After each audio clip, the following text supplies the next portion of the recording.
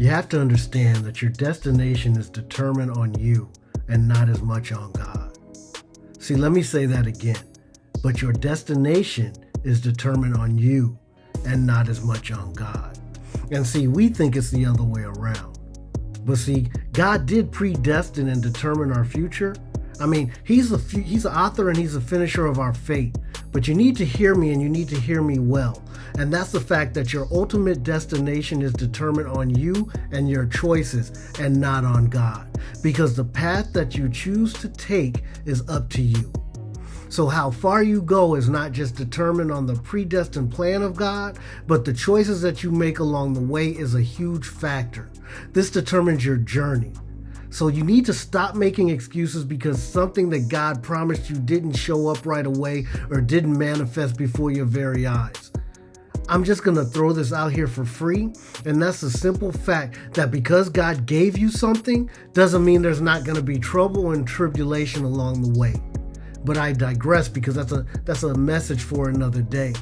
See, you must understand that what God said is not the end result. But the fact is that it's simply a relationship.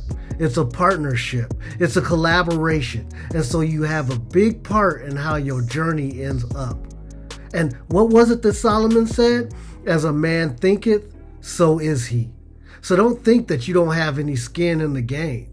See, your identity is determined and is equally important by what he said as well as what you think about you. See, Genesis says, let's create man in our image and our likeness. That's your identity. And so you must understand that you will always think and behave by what and how you think about yourself. See, God already made up his mind. So your job is to handle any inconsistencies between what God sees and knows about yourself and what you know about you. You must understand that it is quite possible for there to be gaps between what you think about you and what God thinks about you. And that is where the global pandemic of identity falls into place. That is where we lose our understanding of who and what we are because frustration builds. So I'll leave you with this, and that is the simple fact that we need to fill the gaps. We must fill the inconsistencies because our mindset will either be our prison or our passport. God bless. This is PD, and I'm out.